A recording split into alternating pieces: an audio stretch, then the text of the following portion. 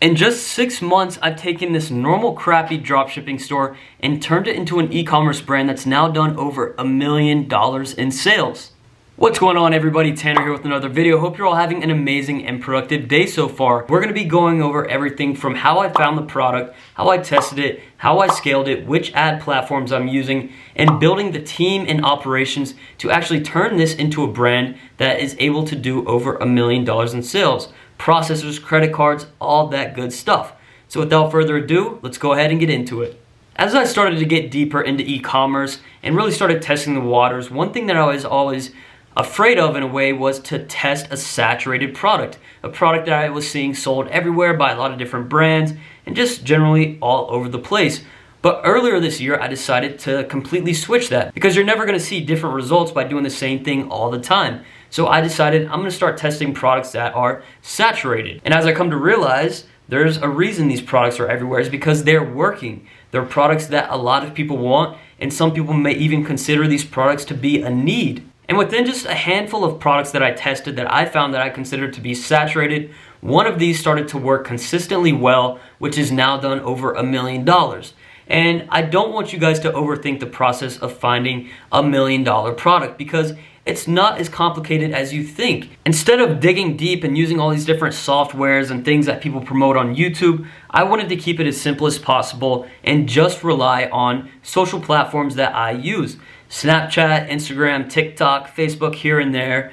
And you know, there's ads on those platforms. We run ads and we see ads. So as an advertiser, you get a completely different perspective and you understand how things work. So you should use that to your advantage. When you see an ad for a product that you know is a product and not information or some kind of service, you click on that ad, swipe up, whatever you gotta do, and click add to cart, go through the funnel, and now the pixel on that website for whatever platform you're using is gonna recognize that, and they're gonna start sending you more ads just like that on that platform. And now I wanna show you actually how you can do a little bit of due diligence on a company you get an ad for to see if it may make sense for you to test a product. So we're gonna use Quip here as an example, but let's say I get an ad for Quip and I wanna do my due diligence. I think this is something interesting and something that I would like to sell. I'm gonna go on my computer, search up the website, go there, and disable my ad blocker because sometimes it can block pixels. And now I have my Chrome extensions here for Pinterest Pixel, Snapchat Pixel, TikTok, and Facebook, of course. So now I can go here and see already there's a Pinterest tag on here, there's a Snapchat Pixel, there's not a TikTok one, but there is a Facebook one. And now I know that they're selling on these platforms, or at least tracking for the most part. But you can also dig deeper into the code of the website. For some platforms I've used like Reddit, Quora, they don't have actual extensions to check if they're on there. So you'd have to actually look in the code. But now I know at least for Facebook, there's a big resource called the Facebook Ads Library. I'm sure you've seen, but you go here into the ads library, you type in Quip, and now I can see all the ads they're running. Now, you can generally tell from a normal dropshipping store to an actual brand just based on the quality of the content and how long their ads have been running. Because obviously the longer you see their ads have been running, you know that it's been working for them. So I can scroll down here a lot. They have tons and tons of ads, and you can see they've been running a lot of different creatives, and we'll get into that in a little bit. But to be a multi-million-dollar brand, you're gonna always need new creatives and be refreshing things. So this is as far as I can scroll down. Here is an ad they've been running since September 16th, which is a couple of months. And you know, obviously they're making money off of that. They're not gonna be spending all this money if they're not generating revenue to build a valuation or profit. And now the reason why I also check for these other pixels is because I can do my due diligence. I can go onto Pinterest and find Quip and see how they have their structure set up for the platform. You know, Pinterest is a little bit more complicated. You want to build a page, sort of like an Instagram in a way, to build social proof before you start promoting, just to have a structure. So if I was to sell this exact product, then I would know how they structure theirs and how I can sort of get the framework and know what's working and build my own version of that. And the last thing here is to stay within your budget on a product that you want to test. You know, if you have a budget of a few $100s, you don't want to be testing a product that you sell for $100 because let's say I have a $50 cost per purchase just to start off with. Your CPA is going to be $50 just for one sale, and that might not even be profitable for you. So you really want to pay attention to your budget. If you have a budget of under $1,000, stick to lower ticket items And just in general, I would recommend under $100 selling point. And that price point tends to work pretty consistently. And if you're new to Shopify and building a store and are really overthinking and sort of worried about the situation, then I just want to show you real quick here in 30 seconds, 2 quick things you can do to completely transform your store. Now, obviously, this is just a little test setup, but you go here to customize your store, and you go to the bottom, theme settings. And now what I'll do is create a general color scheme. So I'll go here to my primary buttons. You can even use the recommended ones. Primary buttons, secondary labels and borders. And you'll also want to change those colors in your checkout, which you can go to here. And then the biggest thing is going to be your typography. So your typography is actually the font that's on your store. And believe it or not, the store that I've done over $1 million with is using this same exact theme with the white background, nothing fancy at all. I've changed a few colors just to change things up, but it's the same layout. I haven't done anything fancy, and it's continued to work over and over. And then you can just go here onto the fonts and choose one where you can choose a bold for the headers. And in the body text, you want to keep something more simple and just mess around with it and do something that looks okay. But now you can see, just in general, it looks completely different than what it was just by changing the typography from what it was before. So this is a very easy and free, quick way to completely transform the look of your store to differentiate it from a normal crappy dropshipping store. So this is a very, very important piece of the puzzle, which is testing your $1 million product. For me right now, I'd recommend Facebook or TikTok. Facebook if you're new to advertising, TikTok if you're familiar with Facebook ads already. So the first thing you want to do is just obviously make sure your pixel's installed correctly, but you're going to launch a campaign on Facebook using ad set level budgets with one interest in each ad set. Now what you're doing here is really just letting Facebook do its job completely. You aren't breaking down the placement, the age, gender, or anything else.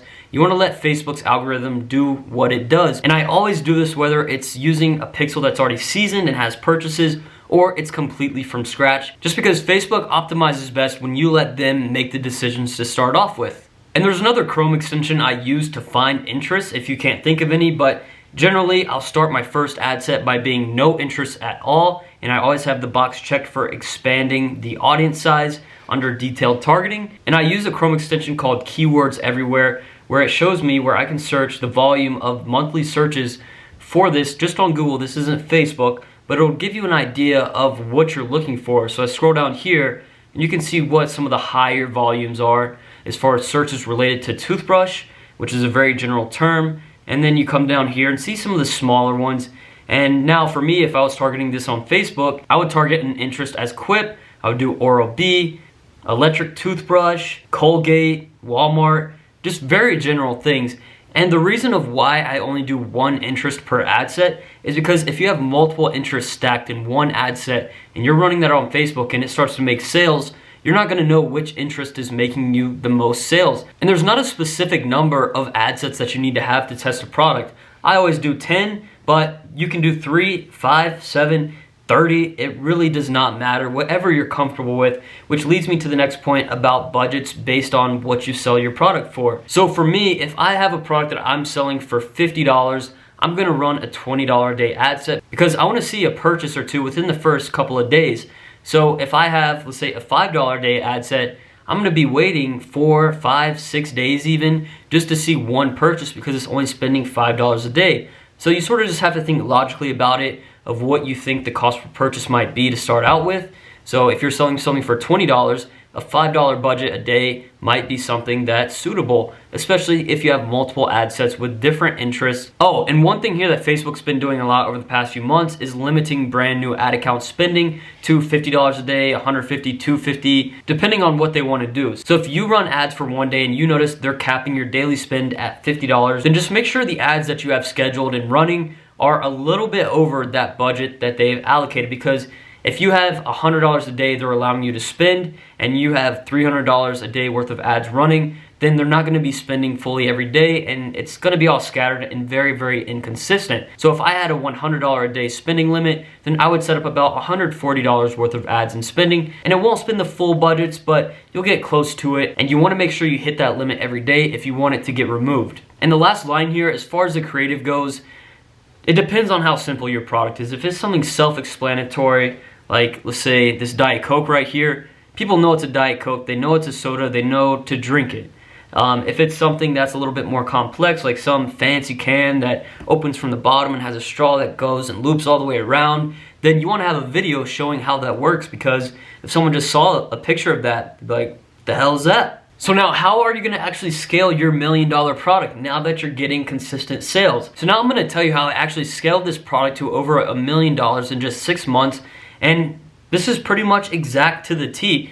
Obviously, this is a general perspective, but if you pay attention to what I'm saying, you'll understand and be able to do it. Facebook ads and just advertising in general is a very basic idea, but all the moving parts just have to come together, and at times it can take a lot of work. And in the general scheme of things, if you notice things are getting stale, even in the testing phase, just test new creatives, new targeting. It's as simple as that. That's why they call horizontal scaling as doing things that are already working, and vertical as trying new things. So my best friend in scaling the store has been pixel-based lookalikes. So you have your pixel installed on your store, and if you go to your audiences, you go create lookalike, choose your pixel as a source, and you're gonna be able to make lookalikes depending on how many event fires you have of purchases, add to carts, initiate checkouts, view content, page view, and I always start off just down the funnel. Now, I don't want to confuse you too much, but let's say we're in the testing phase with interest. We've been seeing consistent sales. We have over 20 sales total, and things are breaking even or profitable, and I want to go to the next step and become more profitable or just make more sales in general. I'm going to go to my audiences. I'm going to make pixel-based lookalikes for page view, 1 to 10% separately. You have to go through and do it one by one, unfortunately. I don't do it the way where you just select the number and it combines them. I do them individually, and then I'll launch a campaign with 10 ad sets for that 1 to 10% ad set level budgets, and put the 1 to 10% in those 10 ad sets with one creative under each ad set. So all you're doing is building a strong base of ad set level budgets using these pixel-based lookalikes, which is a vertical scale. So you're testing new things. We haven't gotten to the crazy stuff yet. You're just launching new types of targeting based on the data that you keep receiving as you continue to make sales. So eventually, if your budget allows, you're continuing on. Let's say you have all these campaigns launched for page view lookalikes, add to carts, all that good stuff. Then what you want to pay attention to is each of those ad sets and scaling those now horizontally. If you have one ad set that's made over 5 sales with a positive ROAS, or if it's breaking even and you still want to scale it, just go ahead and use the breakdown feature on Facebook and break it down by age and gender. And now when I'm doing this process, it's a little bit tedious, but I enjoy it, just listening to some music and working. I have a little notebook where I'll write down. So if I have an ad set right here, I'm working on my page view lookalikes, I break it down by age and I see, okay, 25 to 34 has 2 sales, 35 to 44 has 5 sales. Then I'll pay attention to that and write down those demographics that are working the best and have the sales, and I'll keep track of that. And then I'll go ahead and do the same thing for gender, and usually just age and gender to start off with. So now I have this original ad set, let's say with 10 sales, and I'm gonna duplicate it. So let's say I have 2 age ranges that are working well and 1 gender, and I'm also gonna do another one just of an exact copy of the original ad set. So I'm gonna duplicate that ad set 4 times. One is just gonna be titled H1 because horizontal 1 for that ad set. And then I'm gonna do one where I change the demographic to, let's say, 25 to 34, and then one 35 to 44, and then one to men. Now I'm gonna publish those ad sets, and I'm gonna see how they do over the next couple of days and see if there's a big difference. Now, usually not all of your duplicates are gonna work, but if you have a couple of them work, that's good. Now you have 2 more ad sets that are profitable and making sales, which are scaling you up to higher and higher numbers. Now this stuff moves really, really quick. When you get into this process, you can go from making just $1,000 a day to $5,000 just by launching all these new ads. That's really how I scaled super quick, was paying attention to these pixel-based lookalikes and breaking them down. And I know a lot of people don't like to use ad set budgets a ton still for whatever reason, but they still work extremely well, I would say. And I use CBOs to scale now. So over time, if you want to start messing with CBOs just with higher budgets, you know what I'll do is go ahead and let's say I have my page view lookalike campaign right here with 10 ad sets. I'll go through there, sort it by purchases, take those top 5 ad sets with the most sales, duplicate them into a new campaign with a CBO, and let's say those ad sets are $20 a day budget. 20 times 5 is 100. So I'll schedule that CBO to be $100 a day and go from there. And then I treat CBOs exactly how I would treat a successful ad set. If If it's working well, I'm gonna break it down by age and gender, duplicate it, and see how it works. And comment below if there's a specific thing you want to see about scaling, whether it's analyzing ads or specific methods. Just let me know so I can make that separate video. Now, this is a very, very important part. As I started to scale, my supplier hit me with the news that they could not handle the volume. They could, but it was going to take time to manufacture more inventory and have it ready to be shipped out. And you know, that process is not something quick. It's a product that it takes a little while to make, and we can't be having customers sit here for such a long time. So one thing I have here on the line is use quantity markers for specific variants if you have them. So let's say you're selling this water bottle right here and your supplier tells you that they have 1,000 units available. That's what you want to put in your quantity on your product on Shopify. I see a lot of people just put 99,999 just because they can, and then, you know, maybe it's working well, you start selling more than what the supplier can keep up with, and then it's a little bit of a mess. So that's a situation that I had to deal with early on, and shipping times weren't what the supplier told me, which led to processor issues, which we're gonna get into on the next slide here. But you wanna make shipping times also as clear as possible. I've always done that on my product pages at the top of the description. It's just not worth it for you to hide it like I see a lot of people do, which causes repercussions just with the processors and customers overall, which will affect your brand. Even though customers are a little more lenient on it now during COVID over the past year, you still wanna be as clear as possible just to make sure you have happy people so they come back and buy again. Now, negotiations, that's, you know, when you get deeper into it. As I scaled to 220,000 in one of the first big months there with the store, I negotiated a better price with the supplier just to make it make more sense for me. And then eventually, after a couple of months, I made the big switch to actually ship from the USA. So with this brand, I've only ever sold to the United States. Now, we've had people buy from other countries, we offer it, but I've only run ads to the United States because that's where we have a lot of business and it's cheap for us to ship to them. And we get super, super good rates and we want to keep people happy. And as you can see here on the bottom line, I wrote how I save about $5 per unit now just by having inventory shipped from the United States down in Florida. And my delivery times are only 2 to 4 days compared to taking over a month with Chinese labels and stuff all over it previously with the drop shipping supplier.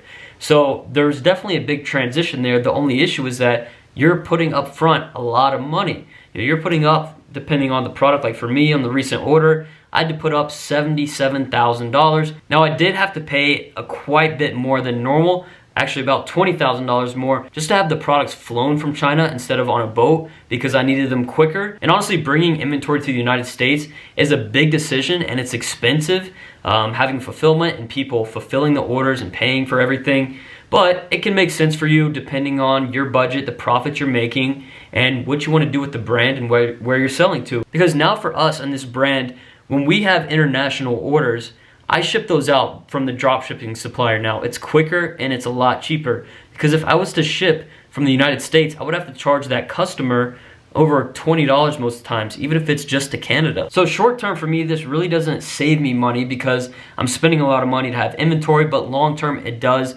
based on selling out all those units. And then if you have something with a lot of different variants, you really got to pay attention to what you're actually buying from China. You know, if you're not that good at math or analyzing data, then, you know, hire someone, not too hard to find, and have them make a decent calculation, an estimate of what you may need based on your previous sales.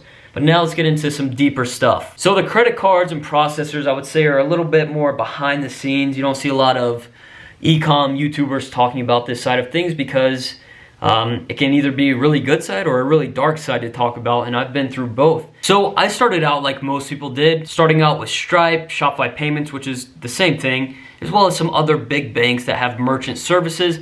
But I've ran into a lot more issues with those different merchants compared to working with smaller companies where you have a lot better communication. Because let's say, for example, a Stripe, very big company, a lot of people use them for services, and it's going to be hard to get in touch with big people at that company as just someone who's processing, you know, 5 grand, 10 grand, 50, 100 grand. You really got to be processing a lot of money to be in touch with the big people there. So for me, I decided to switch to some smaller underground processors that do very well, are a big business, but aren't really known to the e-commerce community, so you're able to have good communication and get your limits up. Like for an example, earlier this year, a big issue I had with this brand that when I started scaling is that I was working with a big bank using merchant services with them, and I was told with the guy I met up with, hey, don't worry about limits, process as much as you need. If you have issues, let me know. And next thing I know, I processed 220 grand in the next month, and the bank places a hold for almost half of that amount of revenue out of nowhere abruptly with no warning at all, which is terrible.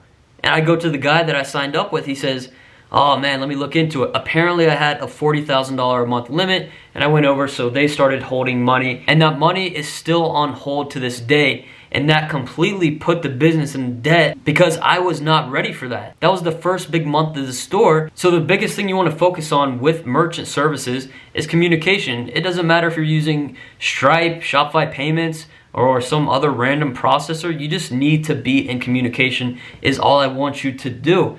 So just be prepared, especially if you're drop shipping from China. And if you have over a 1% chargeback rate, just be prepared for holds at all times and stay in communication. Like with these other smaller processors I've been using, you know, if something starts to come up, I notice chargebacks are getting a little up, or there's a little spike or something, you know, call up my representative there, say, hey, I just want to make sure everything's good. We're not looking at any holds or anything. This is what I'm doing to take care of this chargeback rate. It'll get back down there here within the next couple of weeks. And then most times, 9 out of 10, we're good. And now as far as actually paying for expenses for an e-commerce store when scaling, there's a lot of ways you can do this. But for me, I've used a credit card for this brand, and it's made the most sense for me. So if you're using a debit card, you're missing out on a lot of things and sort of putting yourself in a bad situation. This is what I used to do, was using a debit card because that's all I had. But the issue I would have is the bank would randomly decline payments. They put a lot more red flags than a credit card. So you get declined, and let's say you get declined for a Facebook ad payment, that's gonna affect your ad account. It's gonna disable the ad account until you pay the balance, and now it's gonna be a strike on your payment history, which isn't the biggest deal, but it's still there, and it's not something you necessarily want on your record with Facebook because it's always gonna be there and associated to your name. Another issue I had was, you know, I used to fulfill one by one through Oberlo, and you know, doing that with the debit card, they told me, I started seeing them get declined. I'm like, hey, there's enough money in my bank. What's the issue? They say, hey, you can only do 50 transactions a day with this debit card, or 100. I don't remember what the number was, but it wasn't enough for what I needed. So what I've used this year is an Amex Business Gold account. I talk more in depth about Amex itself in the previous video on my channel, but you don't need a ton of history to be approved, I would say. And for the first 150,000 you spend in a specific category, so for me, advertising, you get 4x points. So normally you get just a 1-to-1, but that first 150,000 is 4x per year. So what I have here in the bottom line is now I get to travel whenever I want for free, first class, just by using points and using this card. If I was using a debit card, I wouldn't be getting any kind of rewards. But with Amex, you know, it's good. I'm able to keep track of everything, different credit card for each ad account, and get the points to travel for free, which is really, really awesome. So there's one more main thing here, which is keeping up with operations. And what I mean by that is actually keeping up with everything. You know, if you're running a $5,000 a month store, it's gonna be, I would say, easy to keep up with by yourself.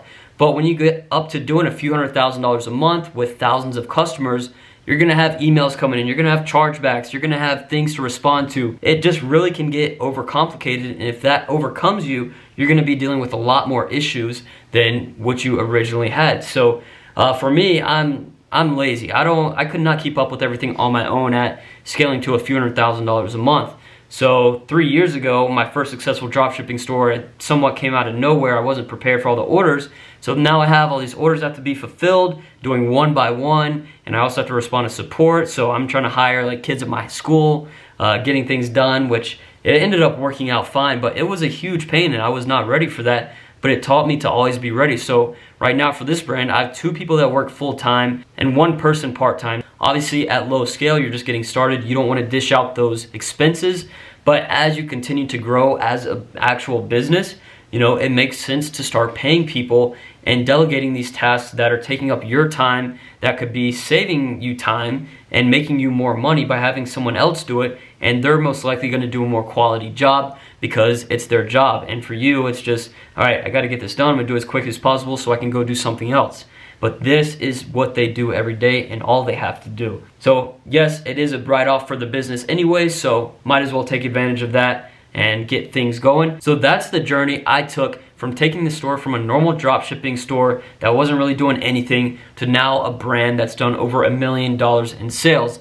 And there's a lot of more details behind what we just talked about in this video. And if you have specific things you want me to talk about, ad strategies, fulfillment, why I ship from the US, finding the connections and getting pricing and all that good stuff, just let me know in the comments what you want to see specifically that I could make into an actual video, and I'd love to answer your questions and help you out as much as I can and give you value so you can do this on your own. Hopefully you enjoyed this video. If you did, make sure to leave a like, comment, and subscribe. Peace.